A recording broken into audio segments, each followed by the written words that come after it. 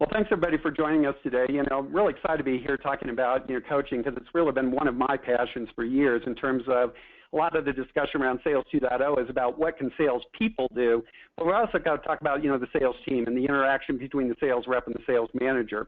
So for those of you who don't know us, CSO Insights is a sales performance benchmarking firm. What we do is we go out on an annual basis. We survey companies like yours in terms of what are the challenges facing your sales teams, why those problems exist. More importantly, what do you do about this? How can you leverage people, process, technology, and knowledge? And I'm going to be sharing some information from our two most recent studies, our 2015 Sales Performance Optimization Study and also our 2015 Sales Management Optimization Study. So we got fresh data on really what's going on in the world of sales today, and really kind of take a look at what's the role of coaching in terms of helping people meet their numbers for this year. Now, by the way, we do publish a lot of case studies as part of our Sales Management 2.0 ebook series. It's a free series. If you're interested in getting copies of that as we go along through the year, feel free to email Laura Andrus. But let's talk a little bit about what's really the role of sales leadership. We do a thing called Sales Eagle Summits where we get together small groups of VPs of sales, heads of sales ops, et cetera, and we talk about specific issues. And one of these that we did recently, we got into talking about, well, what's the role of sales management? And Jay Vanderbree was sitting in on the session. Jay is Senior Vice President of Sales for LG Electronics. And one of the questions he asked is, okay, what's the purpose of sales management? Why are they here? And we got into a lot of discussions. One person said, well, that's the person who sets the vision for the organization. Somebody says, that's the person who needs to be the motivator for the organization. Got into a lot of different things. And I realized that Jay hadn't said anything. So I said, wait a minute, this is your question. What do you think the answer is? And here's what he told us. He says, I believe that the goal of sales leaders at all levels, from first-line sales manager on up to the CSO, their goal is to create more leaders, not followers. And I said, well, explain that a little bit. He says, well, we, like a lot of companies, what we do is the people who become managers in sales are individual contributors that have had a great career. So, I've been out selling, I have a great number. We've got no big for a manager in the territory. We promote that person. He says, so are we really turning that person then from being an individual contributor into really being a manager? Somebody could go on out and take a look at their team and not be the super salesperson for that team, but go in and improve the skills and performance of the team members. He says, because if we don't do that, if we don't turn individual contributors into managers, into coaches, what do? Well, they fall back on what they were good at. So what were they good at? They were good at the past stuff of selling. So if they go in and the sales rep sees that, hey, all I need to do is get this sales opportunity to step 3 in the sales cycle, and then my manager is going to come in and become super rep and close it for me, man, we're creating followers. We're not creating leaders on that. So let's take a look at how well are we doing in terms of the role of sales managers. And let's take a look at the sales management scorecard. Because a couple of questions we ask in the annual studies this year is just two things that really kind of dictate and give us insights into how well are we performing as a sales organization. So first one of these that came out of the 2014 SPO census for last year, we said, okay, looking back, what was your overall plan attainment? And on average, it came in at 81.9%. So for your total sales organization, you had a number across the 1,000-plus companies, average came in at 81.9%. Also, we said, well, what percentage of reps make quota? That number came in at 58.1%. Now, the advantage of the fact we've been doing these studies now for years is that you've got the ability to go back in time and say, how does that compare historically? And I only have to go back 2 years to tell you that we were doing a lot better a couple of years ago. The average overall plan attainment was 98%, 63% of reps making quota. So we've seen this kind of downturn, and we said, we actually saw the worst year ever back in 2009. We were coming out of the economic meltdown, and we were down to 79% of overall plan attainment, 51% of reps making quota, but we're drifting back down right now. And so what it says to us right now is there's something going on that we're not doing a great job if all of a sudden performance is headed in the wrong direction. And that becomes even a bigger warning sign because one of the other questions we asked as part of the study is, okay, well, what are your targets for 2015? And we all understand that growth is a fact of life within sales. But even in the fact that people know that performance is going down, 94.5% of the companies we surveyed said they raised revenue targets for this year. I used to run track in school, and, I'd always watch the high jumpers. And, I feel like I'm almost the coach of a high jump team when I see this number because, I got a whole bunch of athletes, and I got half of my guys can clear the bar at 6'6" and now we're going to raise the bar to 6'9". Well, all things being equal, what's going to happen? Well, the guys who weren't making 6.5 feet aren't going to make 6'9", and the guys who were just barely making, the bar before, now we've raised it, they may not make it at all. So it becomes this tenuous thing of, okay, what's going to be different? It's okay to raise numbers as long as you know what's going to be different. And I think we kind of do a disservice to everybody, because in a lot of companies in the fourth quarter of the year, a lot of effort is put into thinking about what's the number going to be for next year. And we don't put as equal time figuring out how are people going to hit that number. So let's talk about the role of coaching, and I want to kind of build a business case for you on why that ought to be part of your strategy for finishing up this year, but also setting yourselves up for 2016. And I'll use an analogy of football. I got into kind of taking a look at and saying, in sports, we also have the goals that we set for ourselves. And in sports, one of the things that people talk a lot about is the red zone effectiveness. And that's when you get inside your opponent's 20-yard line, and the question is, okay, now we're close enough to score. Do we actually score? Did we actually put points on the board? We're close enough. That's almost, to me, relates back to the sales forecast. Things get on the forecast because we're close enough to say that, hey, this thing should end up in the win column. Well, in football last year, for 2014, the Dallas Cowboys were the number one football team in terms of red zone effectiveness. When they got inside their competitor's 20-yard line, 92.2% of the time, they got points on the board, either a field goal or a touchdown. And so I said, okay, that's what world class looks like. That's it's execution. It's like, pushing it in and getting the points on the board. And so I started taking a look, well, what happened in 2014 in terms of sales organizations? And the equivalent to the red zone effectiveness is win rate of forecast deals. And when we took a look at the companies, the average win rate across the 1,000-plus companies we surveyed came in at 45.9%. So way under what a world-class football team could do. But let me put it in further perspective. If you were to go down to Vegas, walk into the Bellagio, go up to the craps tables, and put money on a pass bet, your odds of winning would be 49.3%. So seriously? I mean, the forecast is something we put together. We created it. And we got better odds of winning at the craps tables than we do at closing something we created, and clearly we're not performing as effectively as we should. We want to get into that world class. If we get inside the 20-yard line, we're not going to score every time, but it's got to be more than 45.9%. So let's talk about, coaching, because we've talked about there are 5 aspects of really effective coaching. And let's talk a little bit later on as we go through this on what can we do to be better coaches, because we said, first off, coaching ought to be timely. You don't want to sit there and say, hey, you know what, Bob's having a problem. When we have the sales kickoff meeting next year, we ought to have a session to address that. No, if Bob's having a problem, I want to deal with it now. I want to be able to go in and work with him or her on that. It needs to be accurate. We need to be able to go in and say, hey, here's the areas you're falling down. Here's how I know you're falling down on those things. I want to be able to do that on the person. It's got to be relevant to what they're doing at the task at hand. I want to talk about the opportunities you're working on right now, not stuff that you did, 6 months ago. I also want it to be consistent. I want it to be that I'm telling everybody the same types of things. I'm measuring everybody the same yardstick. And lastly, it's got to be individualized. Sometimes you see a lot of coaching and say, hey, we got a new program in place, for the sales force. What are you going to do? I said, we're going to implement negotiations training. I said, why? I said, because we just lost a $20 million deal. Well, wait a minute. One rep lost a $20 million deal. So maybe that rep needs coaching on negotiations, but does that mean everybody does? And so what we really want to do is fine-tune that coaching and tie it back to the individual person. Well, let me share with you some numbers. In terms of coaching, as part of the sales management optimization study, we asked people to tell us, how much time you're actually spending coaching today.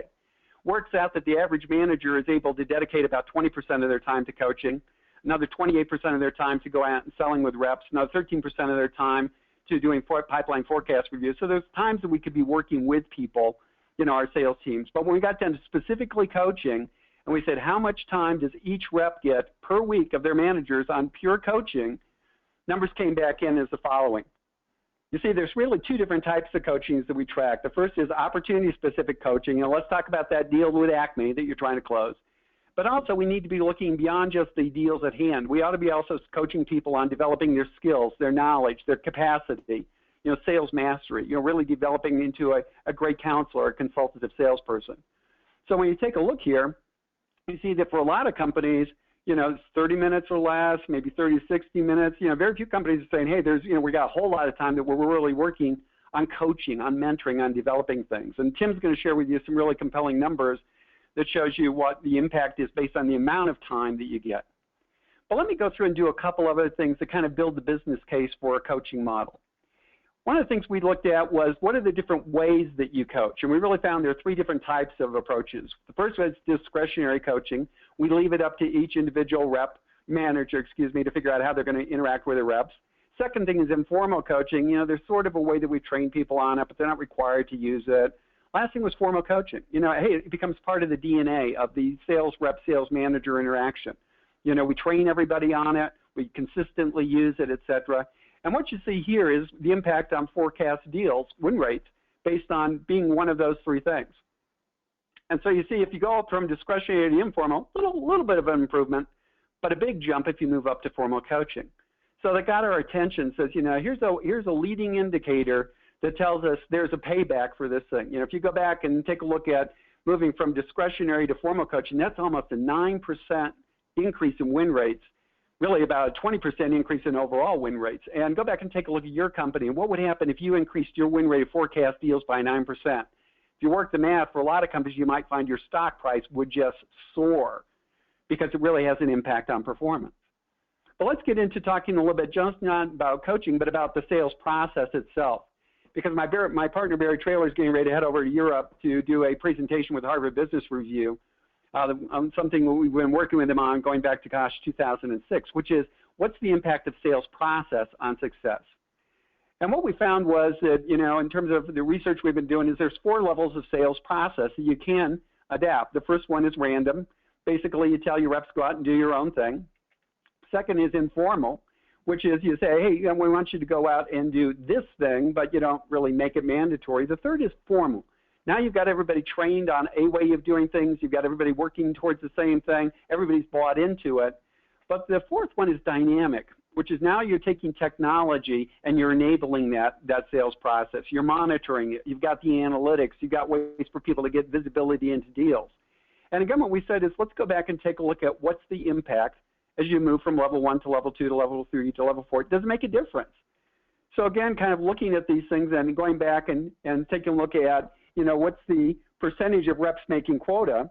For random level companies, we found that the percentage of reps making quota was down at 46.5%. Move up to informal, not much of a change. But what happens if you get up to formal process? Again, you've got that process embedded within the organization and managers are holding people responsible to it. Jump to 59.8% of reps hitting their number. But if I can get to dynamic process, you know, it's a combination of the formal process and the right technology and tools to do that, a jump to 72.2%. So absolutely huge impacts on there of moving up to level 3 and to level 4. So, you know, we see that there's a big payback for, you know, process, for coaching, for bringing science to the art of selling. You know, the big issue is, you know, how do you do those types of things? And that's why I'm really excited to be here today with Tim. Tim Brayman and I have known each other for years. You know, it's been kind of a great relationship because sometimes we finish each other's sentences and sometimes we come with, you know, different points of view and we kind of challenge each other. But we keep looking at, you know, how do you make sales get better? And so what I would do is turn it over to Tim and talk about, okay, you know, I'm a believer, but what do I do with this? How do I make this thing happen? So let's go ahead and turn it over to you, Tim, and then let's you guys start thinking about questions you might want to bring up about your organization during the Q&A period so we make this relevant for you guys as soon as you leave. Hey, thanks, Jim. I appreciate that.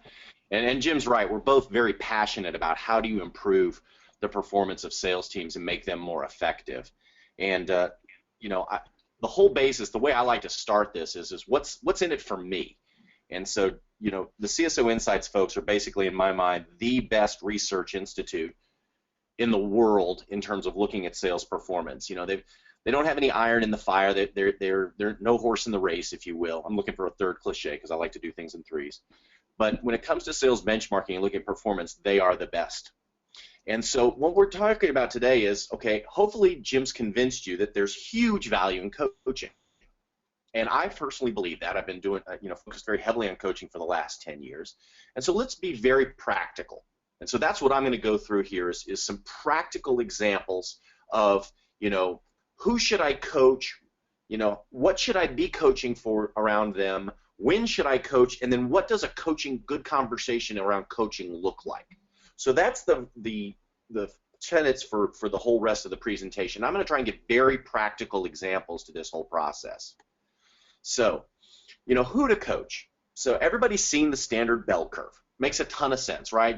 This is everybody's bell curve, although my bell curve looks more like Mount Everest than a bell curve. But, you get the idea. You got the middle 80% performers. The folks on the bottom, there's not a lot of value in coaching those people. And the folks at the top, there's very little value in coaching them either. It's really hard to take somebody from 300% of quota to 350% of quota, right? The investment's just not there. Your value prop is right there smack in the middle of coaching and really driving that middle 70 to 80%, that performance there. And so that's who you should be coaching in terms of your performance and your teams. Now, let's go back and take a look a little bit at Jim's first comment on how much time do you spend coaching, and then what is the impact of that on your win rate. And when we're talking about win rate, we're not talking about pipeline. We're talking about this is the deals that the team swore in blood that they were going to close this particular period. And Jim's and Barry have been doing this research for, it seems like 20 years, Jim, but forever. And that ability to track it over time is amazing. But if you look at the curves here of time investment and performance, win rate kind of tops out, right? A little bit over 55, 56%. It's really hard to move the needle north of that once you get to more than 2 hours of coaching. But what you do see is you see an explosion in the number of reps making quota. We're really talking about that middle chunk. How do you move the middle chunk of your performers, right, who are only, doing 60, 70, 80% of quota, move them so that they're all making quota, or a huge portion of them are making quota. There's a huge value in that. So the argument that I'm making here is you need to be investing more than 2 hours a week per rep in coaching. And I know that's hard, and I'm going to try and come up with some practical examples of how to do that. But I know that sales managers wear two hats, right? You got the sales manager hat where you're answering 500 emails from corporate about the 14 different ways that they want you to slice and dice the forecast and the reports that they want you to run and the information that they're looking for. And so I know there's that huge burden because, I'm there with you guys and gals doing emails at 10, 11 o'clock at night answering corporate questions.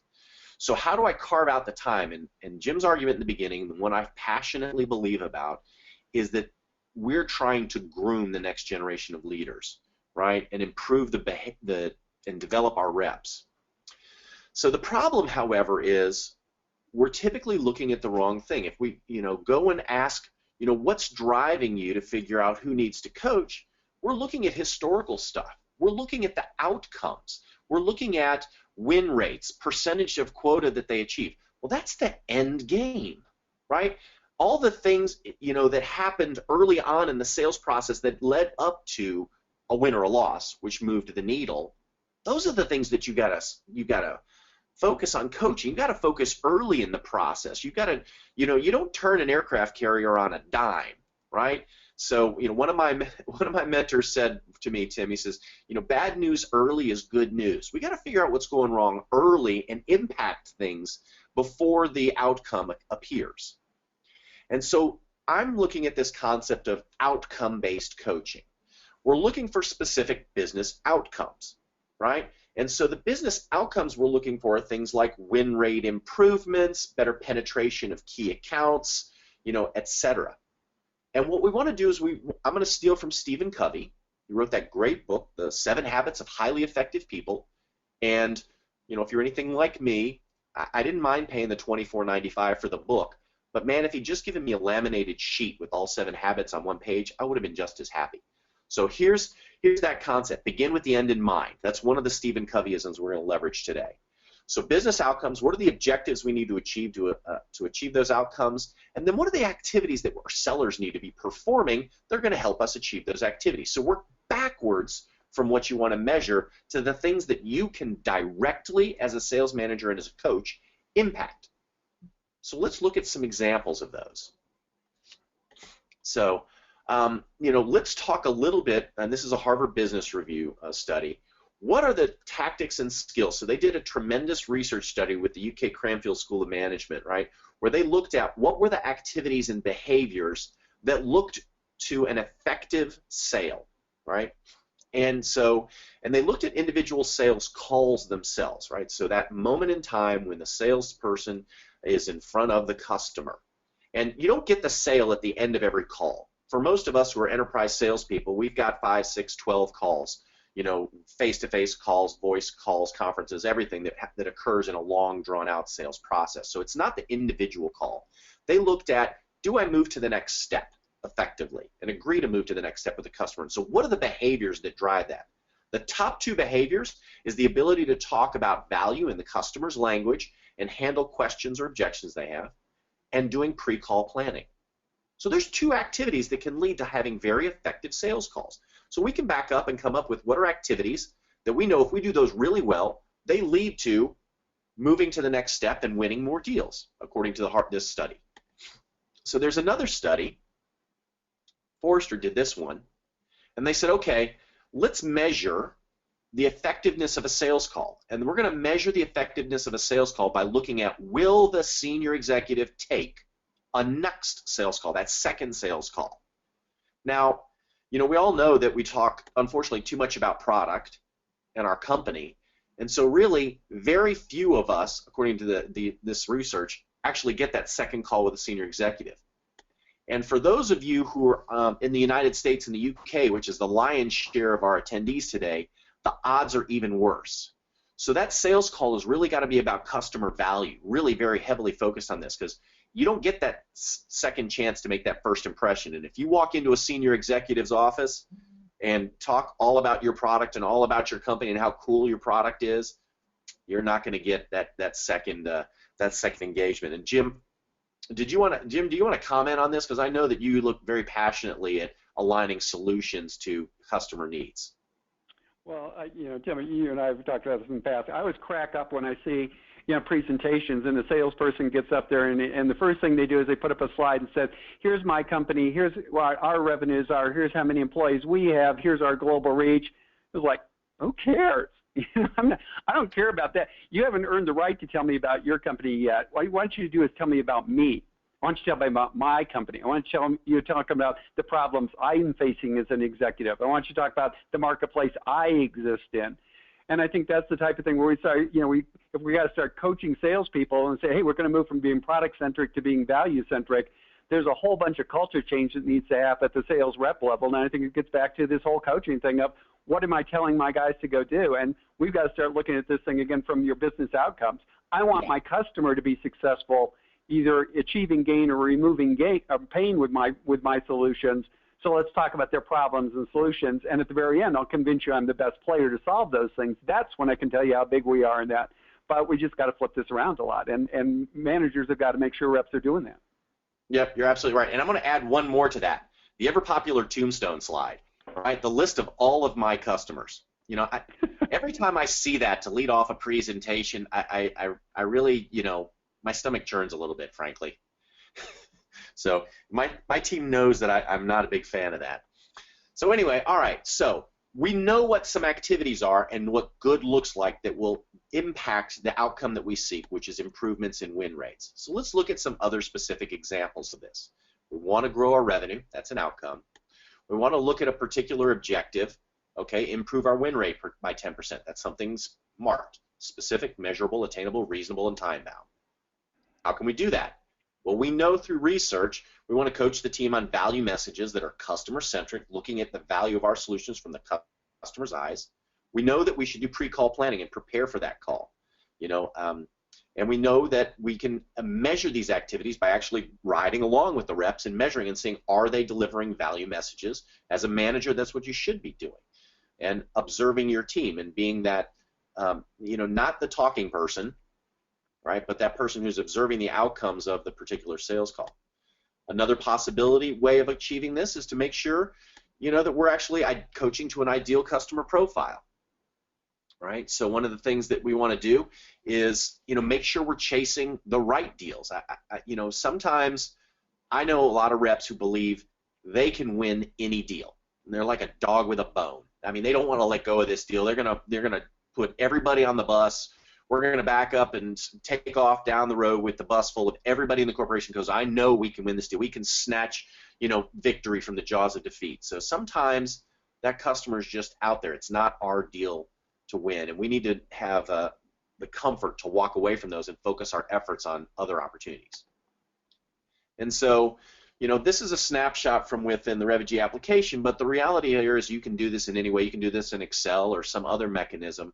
But what are the skills and competencies in your team that drive for your business model most effective outcomes? And then as a manager, do some ride-alongs and measure the team. How are they doing for some of these key activities? Did they do good pre-call planning? Are they handling the objections? Are they negotiating to the next step in the process? Any or all of these, and measure those particular activities over time with your different sales reps. Let's look at another example of this. Let's look, Jim talked about two kinds of coaching, skill competency coaching and deal coaching. Let's look at deal coaching. So our outcome is grow revenue. We want to look at our must-win deals. These are our top 5 best chances of winning, and they're really important. We got to get them to make the number. We want to drive our win rate to 75% for these deals. Well, then maybe one of the activities that will lead to that is to review the deal strategy and make sure that all of our sales calls are aligned with supporting and driving that strategy, or that we're doing the right activities in our sales process. Many of us have a formal sales process. Hopefully it's moving on the path to a dynamic sales process, because you can see the huge impact in win rates from some of the early slides that Jim showed. So what are those activities that we should do? And let's focus on coaching deals. And there's really good results if we do some really good coaching around the deals. And good coaching around the deal is not, okay, get her done. It's really looking into making sure we're executing as a team to understand the customer's requirements, their needs, and the outcomes they seek, and we're delivering business value. So like I said, most of us have got a process. Here's a standard sales process, kind of, circa 1990. Lays out stages, percentages, critical success factors. And you're looking at this going, yeah, but Tim, I don't have the time to coach every single one of these activities. I can't do that. Well, there's a couple of things in your advantage. First off, today's technology, technologies like Revegy and others, will look at those key steps in the sales process and tell you whether the sales reps are executing those steps or not executing those steps. So you know who's skipping things, and that can be input into your coaching. But you still can't coach each particular point in the process. So where's the highest value? So your average sales manager will coach in the middle of the process. We're pitching the right solution, we got the right message, etc. But in reality, if you look at the research, the highly effective coaches are coaching very early. Are we setting the stage and changing the game? Are we playing in the right opportunities? And then late, when we're identifying, gaining access to the executives and delivering the business case and going into the negotiations. So, that's the really great places to coach, is early and late on those deals that you want to invest in. So a lot of really good coaching is figuring out when not to coach. And so as we move forward in this process, you of course want to be able to represent, in Salesforce.com or SalesLogix or SAP or whatever CRM you've got. You want to visually represent your sales process to guide your reps through it. I really, dislike the fact that a lot of times people have a laminated chart that they give out at sales training that says, here's our 6-stage or 5-stage sales process, and here's all the critical success factors. But the only thing that they've got in their sales force forecasting system for deal is they've got stage 1 through 5. No, we need to guide people through the process, and then we need to provide those points in time when management gets a notification that says, hey, time to do a manager coaching session early, and we're about to go into negotiation, so it's another time to do manager coaching session. So leverage technology today to drive that. So that's kind of the who do we need to coach and what do we need to be coaching them about. Let's talk a little bit about cadence and timing. So this is the when to coach portion of the process. And I'm just going to remind you that I formally stated that we really believe you need to have about 2 hours and up to 3 hours, if you can, of coaching per rep per week, really focusing on developing them, and the results or the value to you is a whole lot of value there. And quick at the end of the quarter, having to race around trying to single-handedly rescue deals. I see an awful lot of sales manager who are super sales, rescue guy to the, running in there at the last minute to save the deal. We see a lot of that. So if we get ahead of the curve, there's great value in that process. So build a coaching plan that looks at your calendar. Hard allocate some time. Every other week, focus on coaching skills. Do some ride-alongs in those 2 weeks. Block off your calendar to spend a few days with the reps in the field and look at the skills and evaluate them against your optimal competency model or skill model. A lot of people today are using assessment tools to hire people. Go back to your assessment tool and what really good looks like and leverage that. And then on the opposite weeks, let's coach deals. Let's do deal reviews on our must-win deals and our big deals. So just build yourself a rhythm. Make it a habit. Right? That's a great way to start this process. And then the other thing that I want you to do is to carve out time to identify what is working and what's not working. So if you're trying to move the middle of the bell curve, let's make sure that we're actually targeting our reps in the middle of the bell curve and that we're tracking their progress.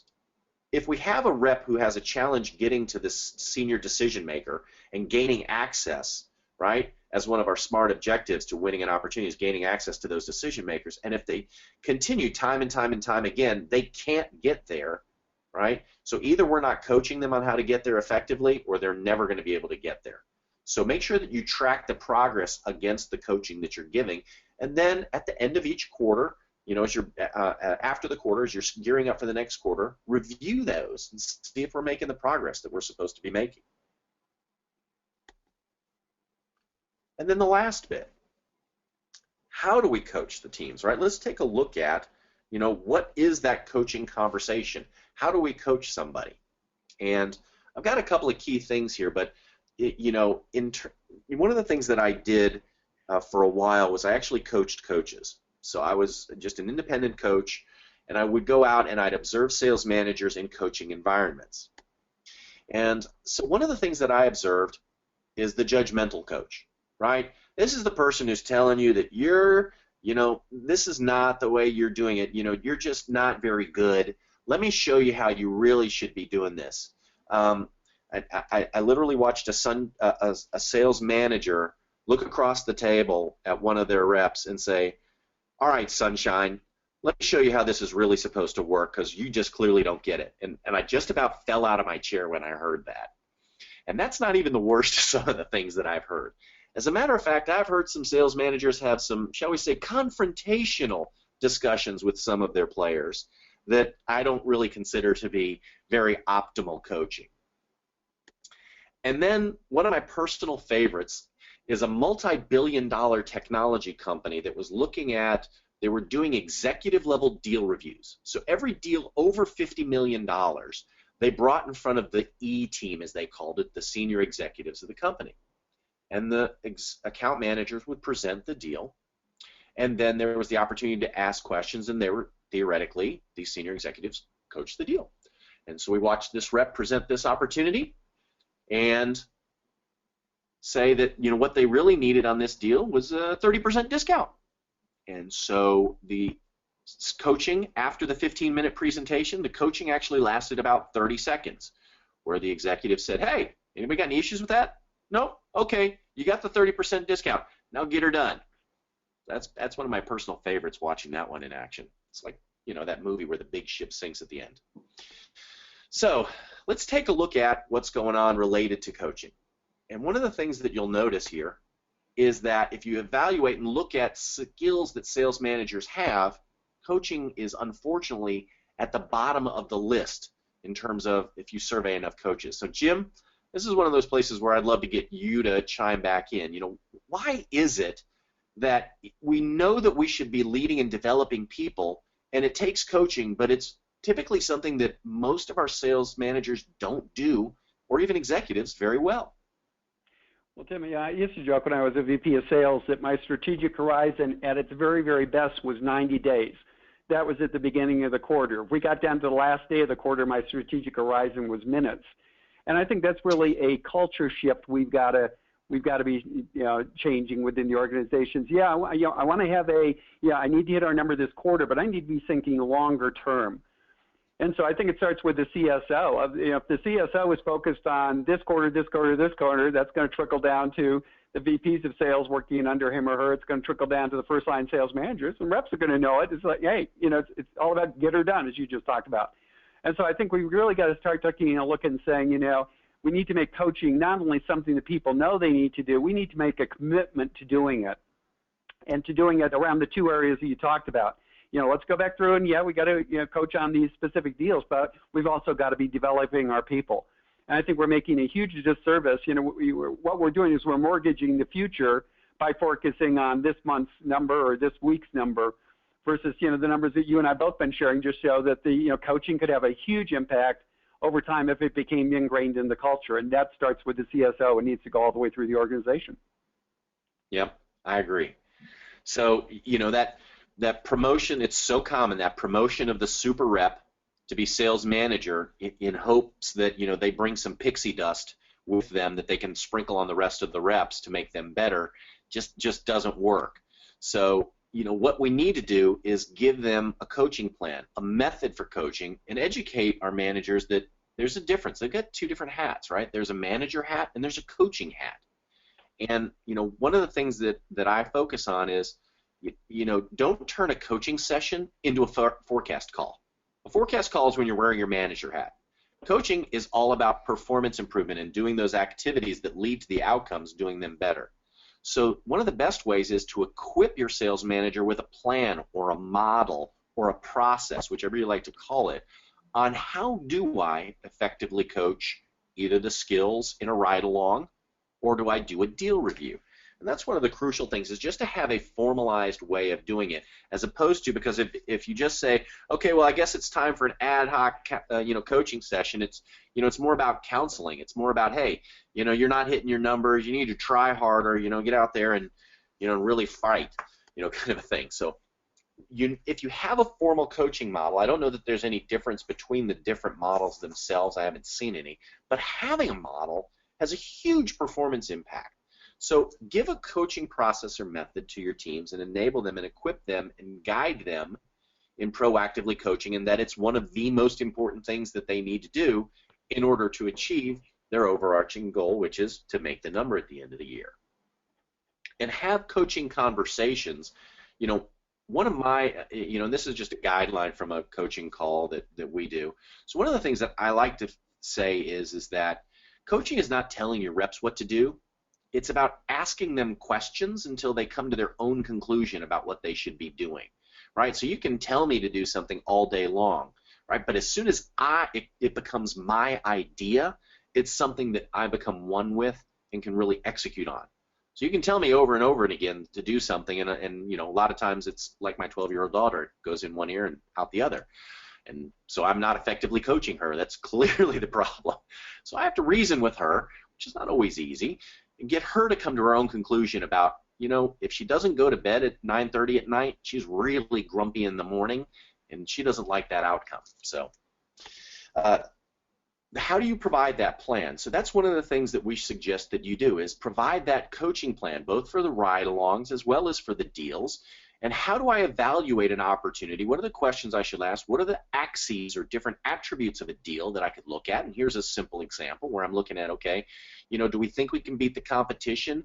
Do we have the compelling event to close it on time? Is it a real deal? Is it qualified into our profile? And, are we got, a good value proposition, or are the cost of our solution outweighing the potential ROI that makes this a good choice for the customer? So leverage that and come up with an actual coaching score, evaluate those particular opportunities.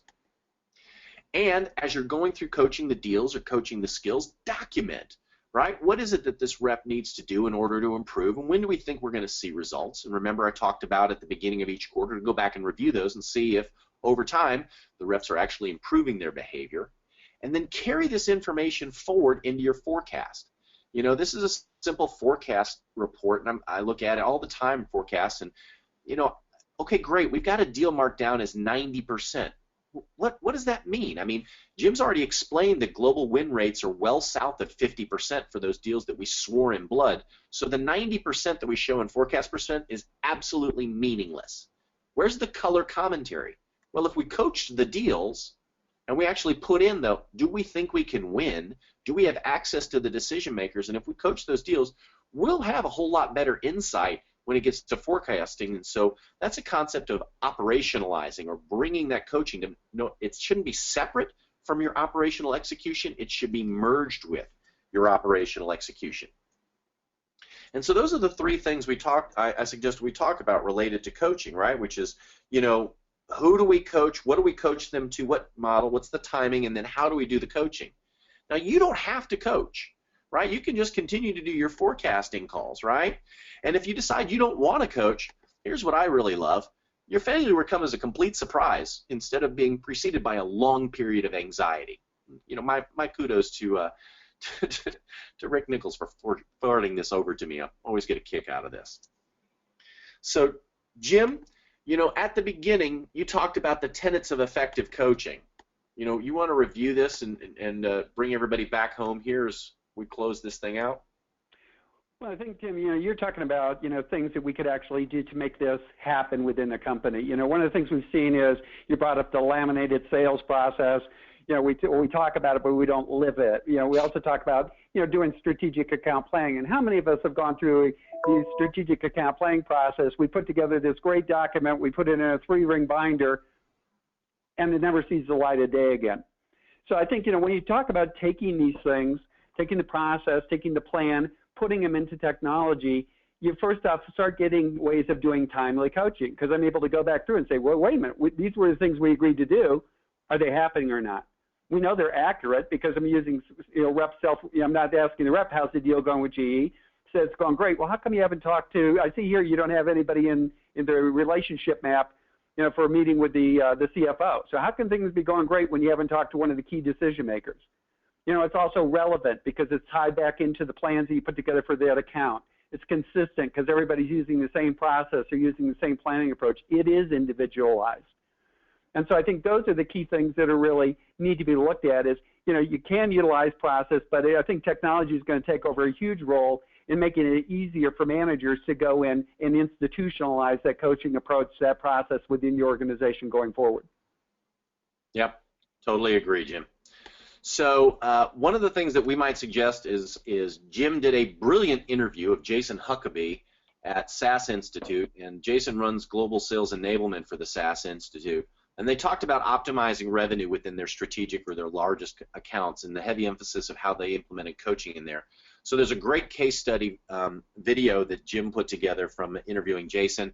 If you'd like a copy of that video interview, email to Michelle, who's been our host on this call, and Michelle will be delighted to send you a link to that particular case study that Jim created. So at this point, Michelle, I'm going to turn it back over to you for hostess duties to see if we've got any questions. And so as you've been going through the process here, folks, early on, Michelle said that you got the opportunity to ask questions. There's a question box in your control panel over onto the right-hand side. So feel free, if you so desire, to type in a question and send it out to us, and I'll ask Michelle to read off some of the questions. And Jim will give you brilliant answers, and I will give you my own mediocre responses. So, Michelle, any questions? Yes, we actually do have some questions. Thank you, Jim and Tim, for that great presentation. The first question that we have is, how do you cost justify making new investments in creating great coaches? Good question on that one, because I think a lot of times people get, we get freaked out and we say, okay, well, geez, what you're talking about here is, well, we got to retrain the sales managers. I got to retrain the sales force. I got to give them the right tools to do those things. God, those things cost money. I'll tell you what I'd love people to do is start figuring out not what's the cost of fixing the problem, what's the cost of having the problem continue. There's a huge thing. If we're ineffective in the way that our sales guys are executing, what are some of the things that are going to be bad as an outcome of that? Well, we've shared with you, the outcome of win rate of forecast deals goes down. Percentage of reps making quota goes down. Geez, if they're ineffective, what else happens? Margins go down. You also see the sales cycle lengths get longer. You see people really miss out on an opportunity to maximize average deal size. So be honest with yourselves when you go back and take a look at how you're selling today. Take a look at what it's costing you, because I guarantee you the cost of fixing the problems is orders of magnitude less than the cost of letting the problems continue to exist. Yeah.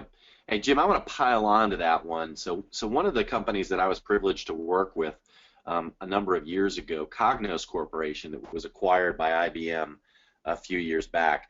Cognos, when I was working with them, they put in a coaching office. One of the things that they found was that their sales managers were having a hard time finding the time and effectively coaching, and so they collected a team together of really effective sales coaches, a small team, and they lent them out to the sales managers to do coaching. And they coached opportunities, they coached account plans, and they coached really big deals, and it was a team of, I want to say, 2 or 3 people. And because they weren't beholden to a forecast, they were only about helping the reps get better and win deals. They did a 3-year study, and they measured the deals that were coached and the deals that went just manager coached. And the idea being the coaching office would win more deals, and by the way, act as that support mechanism to help the managers get better at coaching. Not only did they see that huge improvement in win rate because they measured it on a deal-by-deal basis, but the interesting thing is the average deal size went up. So, a lot of times you get to the end of the deals started to get whittled down, big discounts.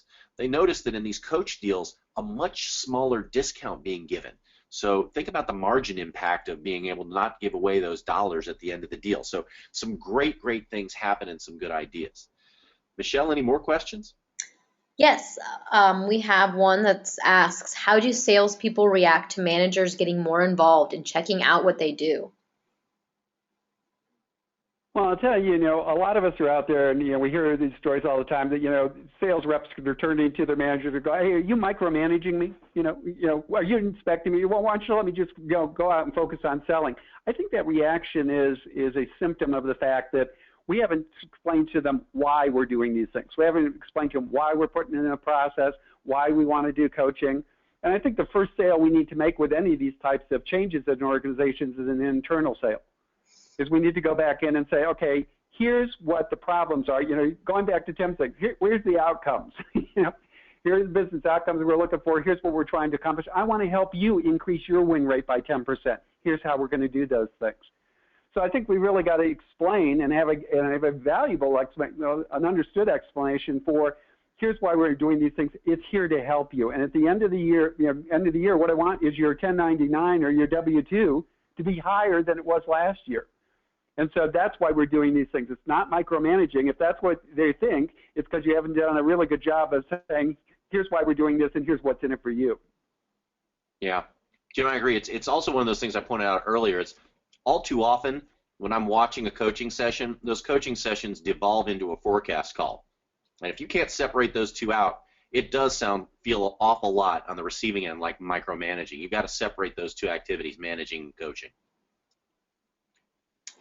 And then we have one more question that says, we sell mainly through channels. How do we get better at coaching sales forces that aren't ours?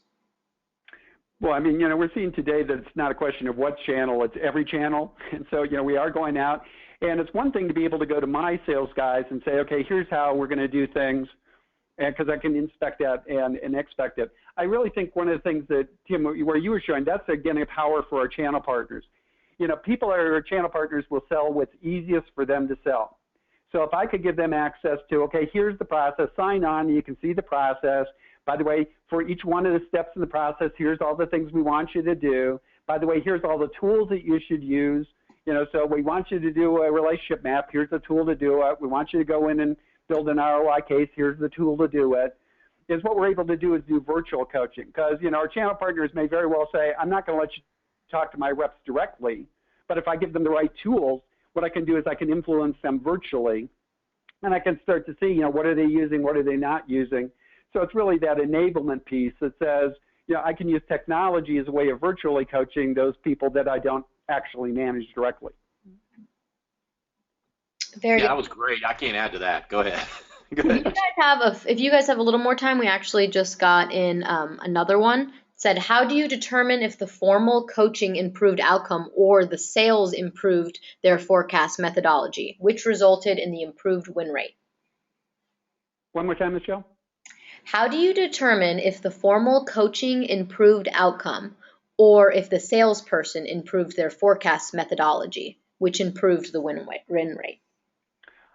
Good question. I think, again, I'd encourage people to go watch the interview I did with Jason Huckabee at SAS, because one of the things that they did was they said, we're going to do a performance snapshot of how the person's performing today before we change anything. So right before the person went through training, got the new tools, got the new processes, we said, here's a snapshot of the past period of performance.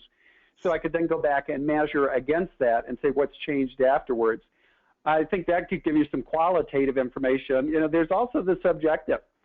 One of the things that they do is you'll see when you watch this is they made a big emphasis on coaching.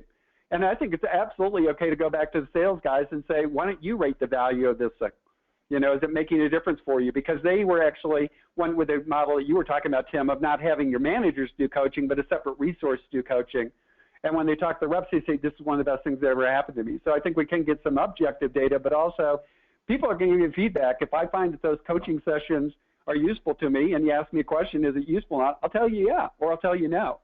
So I think we can go back through and say, people assess the value, but also take a look at the numbers and see what the improvement looks like. Yeah, and Jim, one of the things that I noticed, working with Cognos, and this was all documented in a Coaching Magazine article, was it started out pretty slow. They coached the really big deals to get started, and word started to get around. Hey, these guys actually helped, coaching, and so it's one of those things that when the results start coming in and the champions and the thought leaders in your organization start talking up and saying how good this is, you get a big uptick in other people going, well, I want to get me some of that. Very good point. Another question, somebody's asked, does coaching mean that the person you are coaching is aware of it? Is this something like, okay, we are now starting our coaching, or do you just integrate it into your routine? Well, I think Jim's been talking about the fact that this is something you consciously do. And I think that that's the whole point is, what do you want to do? I think it sets the stage for the rep. So, okay, am I talking about this deal? Is this a pipeline review? Or can I really let down my hair and let's talk about developing my skills? So I think you ought to talk about the fact and separate church and state between these types of things.